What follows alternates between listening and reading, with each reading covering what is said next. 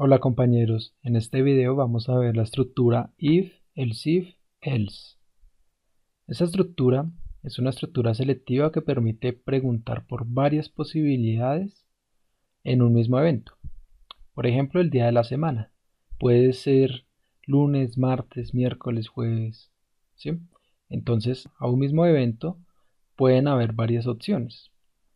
La ventaja que tiene la estructura es que cuando se haya cumplido una de las condiciones, ya no pregunta por más. Esto lo que permite es ahorrar recursos.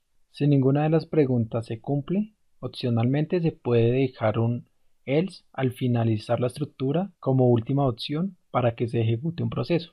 La estructura básica es la siguiente. Tenemos un if comenzando la estructura, una condición, y si se cumple realizamos un proceso. A continuación colocamos un else if con una condición 2, una condición diferente. Si esta condición 2 se cumple, realizamos el proceso que esté dentro de los corchetes. Luego, si no se cumple esta condición, preguntamos por la condición 3. Si la condición 3 se cumple, realizamos el proceso que está dentro de los corchetes. De igual manera, si la condición 3 tampoco se cumple, preguntamos por la condición 4. Si se cumple, realizamos el proceso.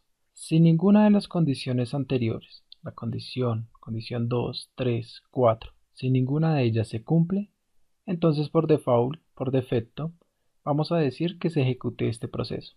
Solamente si no se cumplen ninguna de estas condiciones. Si se cumple una de ellas, solo una de ellas, el resto se ignoran. Por ejemplo, si la condición 1 se cumple, entonces realizamos el proceso que está dentro de los corchetes y como ya se cumplió una, ya no preguntamos ni por condición 2, ni por condición 3, ni por condición 4 y el else por supuesto se omite. Entonces, si esta condición se cumple, prácticamente la estructura se acaba y saltaría fuera de la estructura. Un ejemplo nos dice que el costo de un mismo modelo de zapatillas varía dependiendo del color. Si el color es azul, las zapatillas valdrán 210.000. Si es verde, valdrá 200.000. Si es rojo, 190.000. Si es negro, valdrá 250.000. Realice un algoritmo que diga al usuario el costo de las zapatillas según el color seleccionado. Bien, para este ejercicio, entonces se hace lo siguiente. Nosotros vamos a pedir un color, es una cadena de caracteres. Por ende, la variable que nos va a guardar o donde vamos a guardar el color que el usuario ingrese es en una variable de tipo string, que recordemos que nos permite guardar varias letras. Entonces hacemos la pregunta. Si el color es exactamente igual a azul, recordemos que las variables string se escriben entre comillas. Si el color que la persona seleccionó es azul, entonces el costo es de 210. Pero si no, entonces preguntamos. Si el color que la persona seleccionó es verde, entonces el costo es de 200. Pero si tampoco es verde, preguntamos si es rojo. Si es rojo, el costo es de 190. Pero si no es ninguna de las anteriores, pregunto si es negro. Si es negro, tendrá un costo de 250. Entonces, en este caso, vemos que si, por ejemplo, se cumple que es azul, entonces ya no tengo que preguntar si es verde, rojo o negro, porque ya sabemos que es azul. Sería perder recursos, preguntar por algo que definitivamente no se va a cumplir, porque ya se cumplió que es azul. Adicionalmente, se puede evidenciar que es opcional colocar una sentencia else al finalizar la estructura. En este caso, si hubiera sido bueno colocarla al final, porque digamos si no es ninguno de estos colores el que la persona seleccionó, digamos que la persona haya seleccionado el color fucsia, por ejemplo, entonces como no está dentro de las opciones, por defecto o por default podemos decir que el color seleccionado no está disponible. Entonces, en este caso, si hubiera sido bueno colocar un else, pero es opcional. Si se coloca o no se coloca, la estructura no tiene problemas. Aquí hay una comparación para ver básicamente lo que les estaba diciendo de ahorrar recursos. Por esta parte tenemos el programa con solamente if. En la parte derecha tenemos la estructura if, else if. Si digamos acá se cumple que el color es azul, entonces decimos, si color es azul, sí. Bueno, entonces el costo es 210. Ya sabemos que el color es azul, ya sabemos cuál es el costo. Sin embargo, bajo la estructura de solamente if, el programa va a seguir preguntando, aun cuando ya se sabe que es azul. ¿Es verde? No. ¿Es rojo? No. ¿Es negro? No. ¿Por qué no? Porque ya se había dicho que era azul.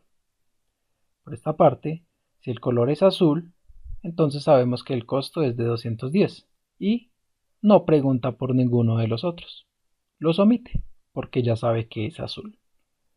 Lo mismo sucede si, digamos, la primera condición no se cumple, si no se cumple la segunda condición. Entonces la primera no se cumple. Bueno, entonces pregunto, ¿no es azul? ¿Entonces es verde? Sí, como es verde, ya no pregunta por rojo y negro. Se omite. Vamos a hacer otro ejemplo. En un juego se descalificarán a los jugadores que tengan fichas con números finalizados en 13, 21, 34 y 55.